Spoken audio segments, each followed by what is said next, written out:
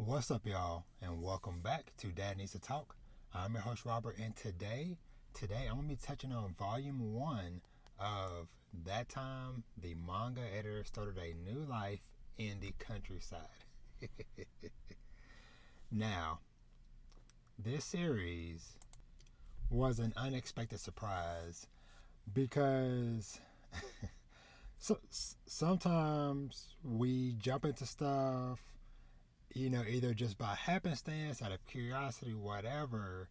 And that is kind of what happened with me with this because I guess I didn't fully read the full title before I had put in a request for it or whatever, because I was like, the cover looks interesting, the title seems interesting. I originally thought it was an isekai. It is not, just so I can be clear up front, but y'all know I love my isekais. So I started reading, a title starts with That Time the Manga Editor Started a New Life.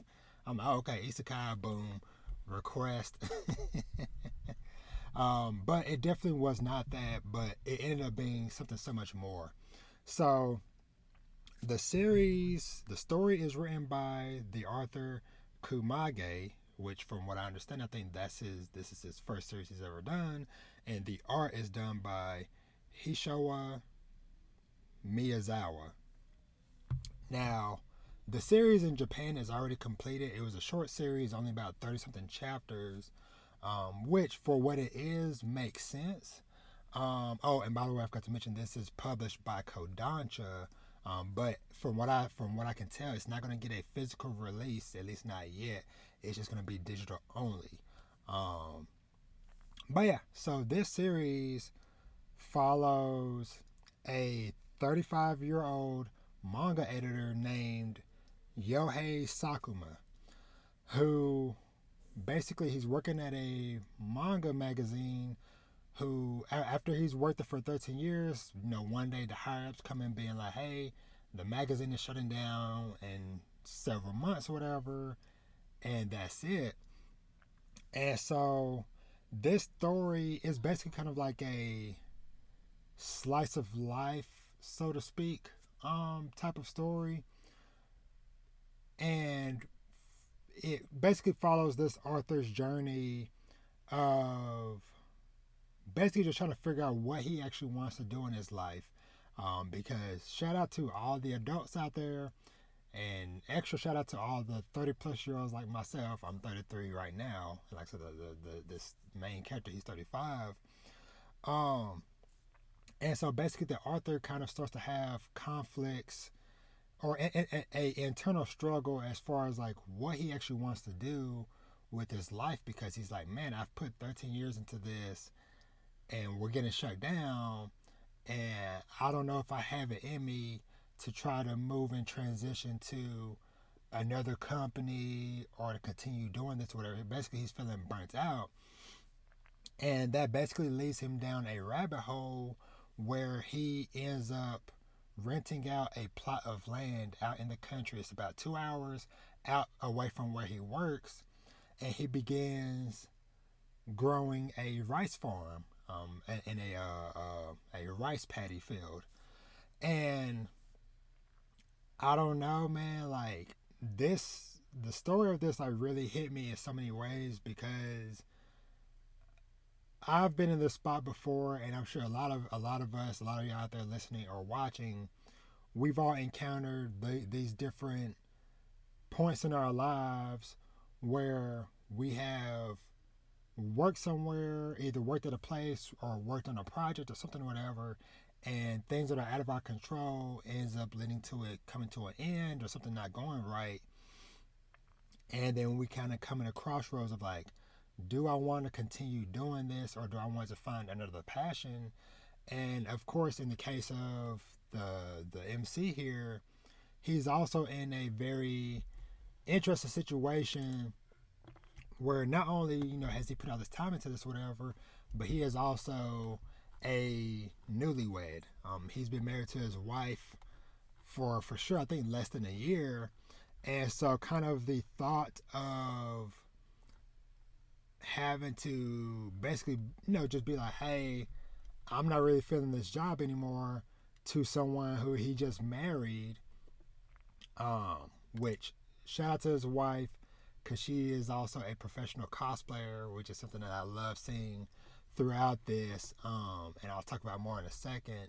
But she is super dope. I love her design and stuff too. But yeah, so he also has, you know, the worry of how will he support his, you know, new family or whatever. And hey, as myself, this is Dad Needs to Talk. Not only me being married, being in my 30s, but I have 5 kids. And so I've been in this situation before as well, to where it's like, man, I want to make a move, but I also want to make sure I'm not just jumping in and out of stuff, whatever, because, you know, it's not just me I have to worry about. And so he begins growing this rice paddy field, or this plot of land, which even that itself was something very interesting to kind of follow, because while I grew up in the country back home, for most of my childhood growing up, whatever, I never really had to do like much actual like farming stuff, whatever. I had to do a lot of farm work. My grandma had a very big yard and stuff, but so I am familiar with the kind of slow country life and things like that. And so watching this character kind of go through this internal struggle, which he does eventually kind of make the move to going more into being a farmer and stuff like that. But I feel like this is just a story in general that a lot of people can find something to relate to within it. Um, and so another interesting aspect about this as well, as I was kind of doing a little bit more digging into the actual author of the series, Kumage or whatever. Now, maybe I might be misreading this or whatever, but I think that this manga is actually loosely based on his actual life, because as I'm scrolling through his Twitter feed and stuff, whatever, going back even just stuff from just 6 months ago, within the last 6 months, whatever, he's talking about going out into the, you know, growing crops and stuff. There's all types of like nature pictures, him farming, growing various crops or whatever, and I'm like, is this like a story of a story? Because that's another element of this I forgot to mention up top, is that the story basically kind of starts off with this guy talking to a editor-in-chief being like, hey, there's this guy I used to work with named Kuma-san, from a previous job. He quit after the magazine went under, basically went MIA for many years, and then he's coming back, whatever. And this kind of leads to the main character, Sakuma, talking to this editor-in-chief about his experience. And as he's retelling the story, the editor-in-chief is like, hey, how would you like to tell the rest of your story in a manga? And so this feels like this has multiple layers, to where potentially the real life author of this series may have went through something like this and told somebody, and now he is creating a manga about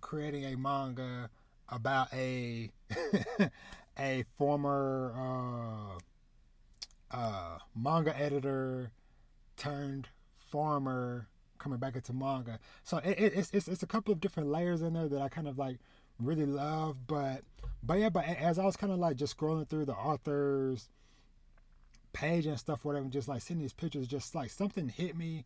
I don't know if just a mixture of nostalgia for my childhood growing up, like I say, in the country, and thinking of it from the aspect of the main character of this story.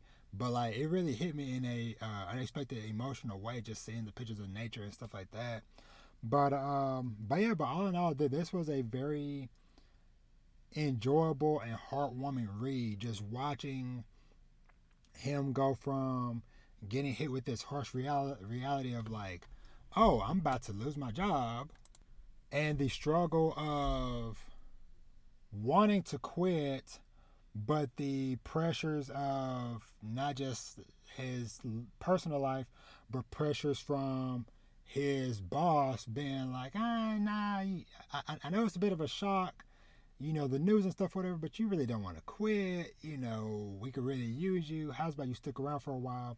And I love this one manga panel, which I didn't really catch until the second time I read through this beginning part a second time, and it kind of has a shot giving homage to Attack on Titan.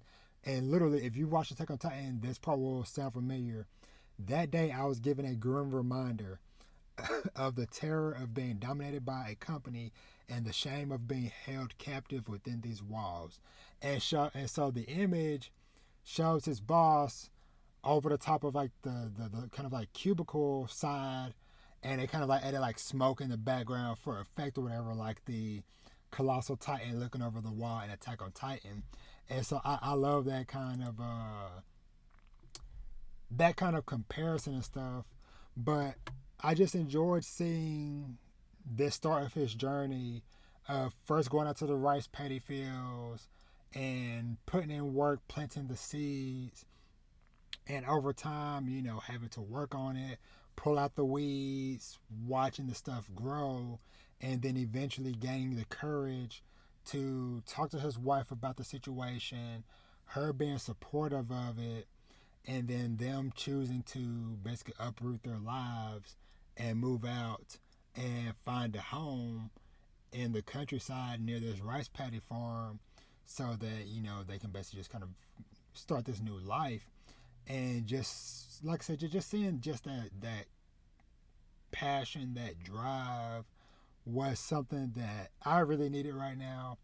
And I hope that anybody out there that might be listening or watching this, hopefully if you read it or check it out, you might find something you can draw from it as well. And so that's why I didn't want to like go into like super specific details, because it's not necessarily that I'm worried about spoiling it or whatever, but it's more so this is something that I feel like you'll get a lot more out of from actually reading it yourself. Because like I said, like sometimes we all kind of are going through different experiences and stuff, and we can each probably pull something, little nuggets from things that can relate to what we're going through in life with what Sakuma and his wife are going through in the story as well. And last little things I just want to kind of just touch on with the story, whatever. Like I said, I was just kind of skimming through it again. Is that in the early part before he fully commits to leaving his job, I definitely felt this part where he's been doing the going out doing the farming stuff a little bit for several weeks at this point or whatever, and he's staring out the window, and I love the imagery of the smoke from his cup of coffee floating out the window as he's looking out at the cityscape, but then he slowly is imagining the rice paddy farm, and he just starts tearing up like I want to go back to the paddy. but but yeah, and I also enjoy a lot of the other side characters and stuff along the way. He has a close buddy of his within the manga editor world who is on the opposite side of him, to where like he's worked 13 years in the industry, but he never really found a story, or he never worked on a story that was like a big success, whatever. Whereas his friend continues to get banger after banger after banger of stories out and stuff, but his friend is still always there to kind of like talk to him, to support him. And in turn, when they move out into this community or whatever, the people that are on the farm or in the farm community or whatever, being there to support them, to help them out, learning the ropes of planting the seeds and pulling the weeds and stuff, and then eventually when they find a home and stuff like that, it was just such a beautiful thing, just seeing the community come together to support this young guy's journey. And then closing, I'll end with this. Whether you do get a chance to read this series, check it out, or you just hear the words that I am saying, I hope that what I've said today or what you might read in the story might kind of help encourage you or push you along the way towards your dreams, or even just maybe kind of helping you figure out how you actually are feeling about whether it be your work situation, life situation, whatever the case may be or whatever. To be like Kuma-san and his wife Miyu, where they have an awesome support system, and sometimes there are people there that will support us, but we also have to be able to, you know, step up and speak on our hopes and dreams and our desires, because there are oftentimes more people there to support us and have our backs than sometimes what we realize. But like I said, sometimes it just takes having somebody there to kind of give you that extra push of support or words of encouragement to help us along the way. But do not be discouraged, whether it be like I said, work, life, a project, whatever the case may be, or whatever. Because there are brighter days ahead for you, for all of us. And like I said, I just didn't really expect to have all these feelings and to be talking this long about this series when I went into it. But I am very happy that I did.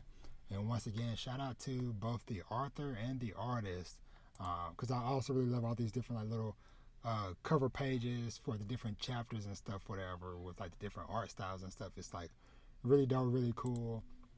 But yeah, like I said, this was just like something very interesting to read and stuff. So I encourage you to do the same. And like I said, this is from Kodansha, digital only as of when I'm reading it. And it'll be out early October. So put it on your radar. Please check it out. And if you have, come back and let me know your thoughts on the series or just your thoughts on anything I had to say. But as always, that's it for me. Thank you so much for watching and or listening. And you can find me everywhere at Dad Needs to Talk. Let's conversate. And I'll catch y'all in the next one. Y'all be easy and take care of yourselves. Peace.